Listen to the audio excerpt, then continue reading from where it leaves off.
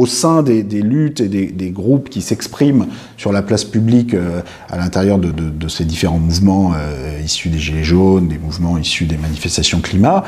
bon, ce débouché en termes de programme d'action commun est quand même encore très loin d'être là. Et la distance est considérable parce que tous les appels à une plus grande justice fiscale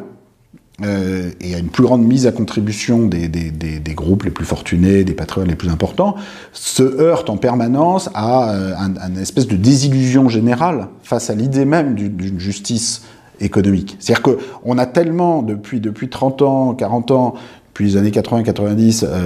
seriné l'idée que de toute façon ce n'était pas possible de mettre à contribution les plus favorisés, en fait il y avait qu'un seul modèle économique possible, il n'y a qu'une seule politique économique possible, qu'on a créé un sentiment de désillusion considérable. Et donc l'idée même d'une économie juste, d'un impôt juste, pour beaucoup de personnes, y compris malheureusement des gens qui manifestent au titre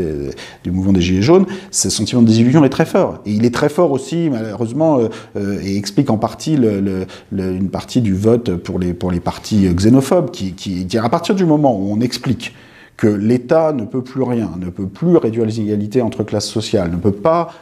construire un système économique alternatif, et que la seule chose que peut faire l'État, c'est de garder ses frontières et de protéger les identités à l'intérieur de chaque frontière, bon, faut pas s'étonner que le conflit politique se concentre sur des histoires de garde-frontières et sur des histoires d'identité. C'est-à-dire que par construction, on limite le débat à ça.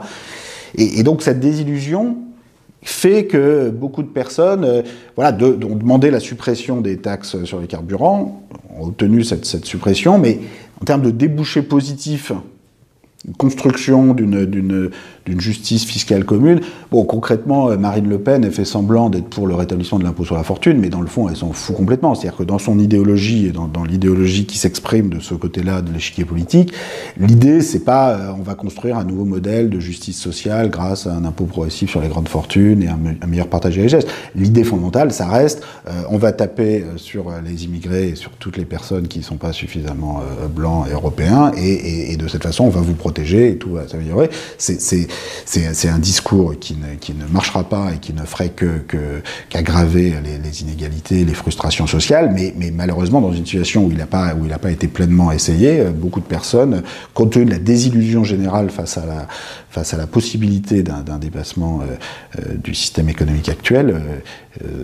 se résolvent à ça. Et donc, dans le mouvement des Gilets jaunes, il y a tout ça, quoi. Il y a un espoir de convergence des luttes, mais il y a aussi des années et des années de désillusion qu'il est difficile, malheureusement, aujourd'hui de dépasser, même si je pense qu'il est possible de le dépasser.